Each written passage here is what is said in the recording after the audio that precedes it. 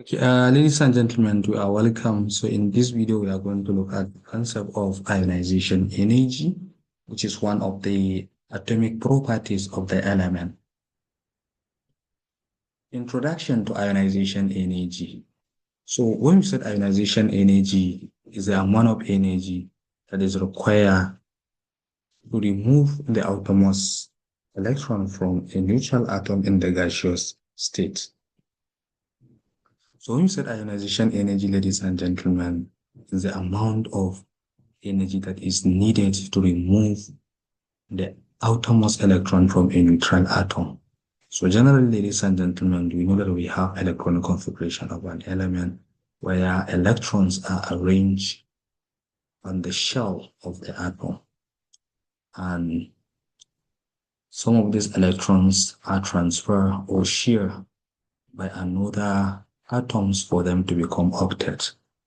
So the energy that we use to remove an electron from outermost shell, either for sharing or transfer, is what you call ionization energy. So that energy that you required to remove the electrons from the outermost shell is what you call ionization energy. And it is an important property that helps to explain an element reactivity and chemical behavior. So with ionization energy, ladies and gentlemen, it will help you to understand how reactive an element is, as well as the chemical behavior of the element or of an atom. And each and every element has its own, or have their own ionization energy because it is an energy. Although there are some factors that determine the ionization energy of this element. So higher ionization energies indicate that electrons are held more tightly by the nucleus. So it means that if you actually see an element has a higher ionization energy, it means that the element has or their electrons are tightly held or are tightly held as a result of the interaction between the electron on the outermost shell and the protons in the nucleus of the atom. Because there is what we call an effective nuclear charge, which actually tries to show the interaction between the positive charge in the nucleus and the negative charge on the shell of the atom. Remember, when you have an element, like for example, let's say you have an atom, and of course, let's say this is the nucleus, and there's an electron on the outermost shell like this. So these electrons on the outermost shell, of course, they are negatively charged. And we have, of course, in the nucleus, we have proton. And protons are positive charge.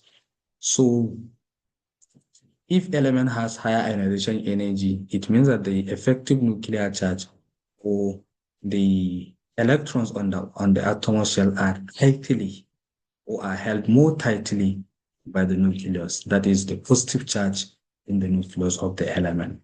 So that is why when actually, as we are starting the class or the lecture, we will see where we have different atoms with different ionization energy. Some have lower ionization energy than others, while some have lower than the other elements. So we can see, you see by definition, ladies and gentlemen, ionization energy, as we can see, is the energy to remove outermost electrons. So the energy that is required to remove an outermost electron is what we call ionization energy. So usually these electrons from the outermost shell are removed from the neutral atom that are in a gaseous state. So that is the most important thing. And I want you to understand, ladies and gentlemen, this ionization energy can be classified as phase ionization energy, which is the energy required to remove first electron from a neutral atom. So the phase ionization energy is the energy that is required to remove first electron from the nucleus of the atom. And we have second ionization energy level, the second ionization energy, or we can call it successive ionization energy. So when we say successive ionization energies or second ionization energy is the energy to remove subsequent electrons. It can be second, it can be third, etc. So that's why we have first ionization energy, second ionization energy, and third ionization energy. So the first ionization energy is to remove one electron or the first electron from the atom's shell. The second ionization energy is to remove the second electrons after the removal of first. And then the third ionization energy is to remove the third electrons from the uh, atom. So very importantly, this successive ionization energy always increases because the remaining electrons are held by a stronger net positive charge. So this means that second ionization energy is higher than the first ionization energy, and third ionization energy is higher than the second ionization energy. So if you are to arrange the ionization energy, so first ionization energy is less than the second ionization energy, and then the second ionization energy is less than the third ionization energy.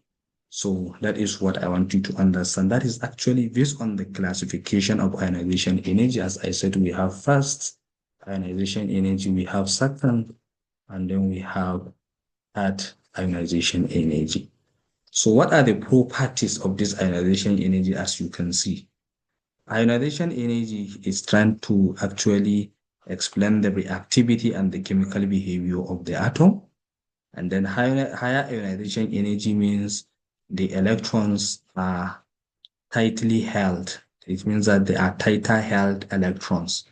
And higher ionization energy means less reactive. So the higher the ionization energy, the less reactive the element is. So it means that those atoms that have lower ionization energy, it means that they are more reactive. So higher ionization energy means less reactive.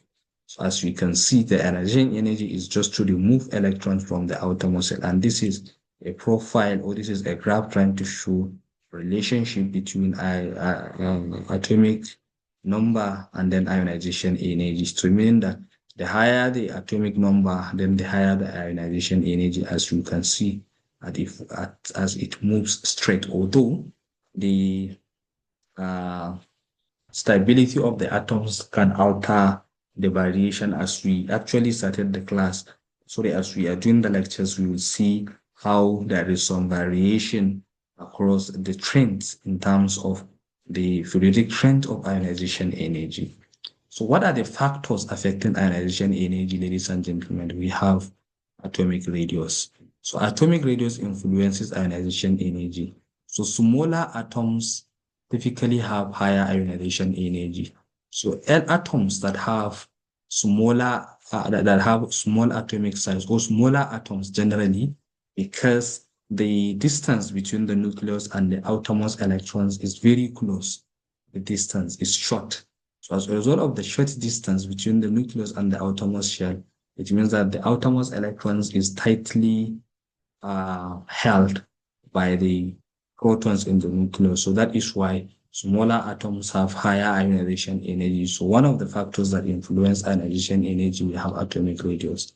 And then the second one, the number of protons in the nucleus increases the attraction on electrons, raising the ionization energy. So this is actually effective nuclear charge, because the more protons in the nucleus of the atoms actually bring higher attractions on the electrons. So that actually lead to higher ionization energy, or increase in ionization energy.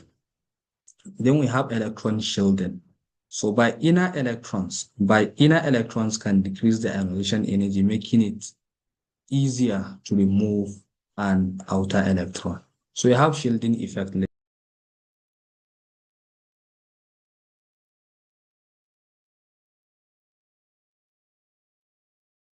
As you can see, ladies and gentlemen, generally inner electrons, as you can see from here, ladies and gentlemen, the inner electrons, which is the shielding, usually the shielding reduces the attraction. So when there are inner shell, like for example, this is an inner shell, and this is an inner shell. So this inner shell usually reduces the attraction between the outermost electron and the nucleus. So generally, shielding effect or electron shielding decreases the ionization energy, which makes it much more easier to remove an electron from the outermost shell. So what are the trends in the periodic table? So ionization energy generally increases across a period from left to right due to increasing nuclear charge. So ionization energy generally increases across a period as you move from left to right due to increasing effective nuclear charge. And very importantly, it tends to decrease down a groove because of additional electron shells. So meaning that the inner shell or the shielding effect, because of the addition of electron shells, that is what make electrons to be easier removed. So that is why generally, as you move down the group, the number of shell increases. So meaning that the shielding effect increases. So as a result of that, it is much more easier to remove electrons from the outermost shell. Like for example, let's say you have two shell here, and here you have three shell. So you see, and of course you have your nucleus here. So as you can see, after the nucleus, there are two shells. So it means that these two shells, they are the shielding shell. So therefore, it usually reduces the attraction between the electron here and the protons in the nucleus. So because of this shielding effect, as you move down the group, the number of shell increases, and therefore the ionization energy will also decreases. So the reason why ionization energy increases across the period, that is from left to the right, is due to increase in the nuclear charge, while it decreases down the group due to shielding effect or electron or addition of electron shells. So very importantly, this trend helps to predict the reactivity and the chemical behavior of elements. So if you are able to understand the trend of ionization energy in the periodic table, it will definitely help to predict the reactivity and the chemical behavior of an element. So let's actually closely look at some of this. You see, across a period, that is from left to right. As you can see from here, if you are moving it from, of course, from across the period from left to right, so the nuclear charges usually increases. So this increases in the nuclear charge cause the atomic size decreases. So increase in effective nuclear, so increase in nuclear charge and decrease in atomic sizes. And of course, the outermost electrons held more tightly. So what does that mean, ladies and gentlemen? As you move across the period, the nuclear charge increases and atomic size also decreases, while the outer electrons will be held more tightly. So as a result of that, the ionization energy will increases. So the three major reasons why atomic ionization energy will increases across the period is because there is an increase in effective nuclear charge, decrease in atomic size, and of course there is an increase in the attraction between the outer electrons and the nucleus. So that result to an increase in ionization energy. And of course, it moves or it decreases down a groove. So down a groove that is from top to bottom, from top to bottom. There is new electron shells added. And therefore, as a result of that, there will be an electron shield. So this electron shielding is what actually leads to decrease in the attraction between the outermost electron and the nucleus. So therefore, as you can see, the outermost electrons held less tightly. So as a result of that, the ionization energy will decreases. So what are the impacts on reactivity? Generally, higher ionization energy is less reactive. It means that there is a tighter bonding. And then the lower ionization energy means more reactive. So let's look at how it increases. So as you can see, this is how ionization energy increases. You see from hydrogen to helium, it increases. and then it decreases from helium to lithium. So generally, group 8 element, because they have complete electrons on their outermost shell, to remove electrons from their outermost shell is very difficult because their nuclear charge is very strong. So as a result of that, they have higher ionization energy generally than any other element in the periodic table. But as you can see, this helium is group 8 element. This neon is group 8 element. This argon is also group 8 element. Krypton is group 8. Xenon is also group 8. Radon, they are all under group 8. They have complete electrons. But why is it that if you look at it from here to here, the ionization energy still decreases? Is because of the shielding effect. In the case of helium, it has only one electron, sorry, only one shell. So there is no shielding effect. In the case of helium, there is, neon, there is one additional electron, electronic shell.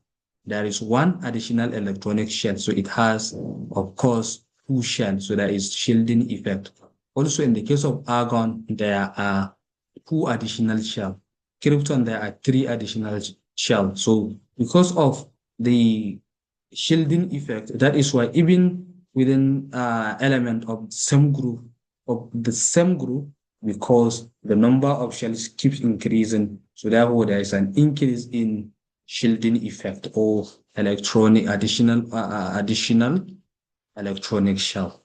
And as you can see from helium, then it decreases down. Of course, lithium, it's even within the same group, but you see we have beryllium. Beryllium has higher ionization energy than boron. Why? Because there is also issue of half field stability. There is half field stability. So as you can see, nitrogen also has higher ionization energy than oxygen because of half field stability. So that is what I want you to understand, ladies and gentlemen. So generally, ionization energy increases across the period and decreases down the group, and there are some variations. So ladies and gentlemen, this is where we are going to stop. I hope you enjoyed this video. And in some of our subsequent classes, I'm going to introduce you to some basic questions and how to solve them in relation to ionization energy. So what are the application of ionization energy? Ionization energy is used to determine an element's likelihood to form positive ions in a chemical reaction. That is number one. And then it aids in understanding the stability of different oxidation state in element. And also the knowledge of ionization energy is essential in fields like spectroscopy, plasma physics, and chemical engineering. So thank you very much, ladies and gentlemen. Don't forget to subscribe, follow, and join to my YouTube community for more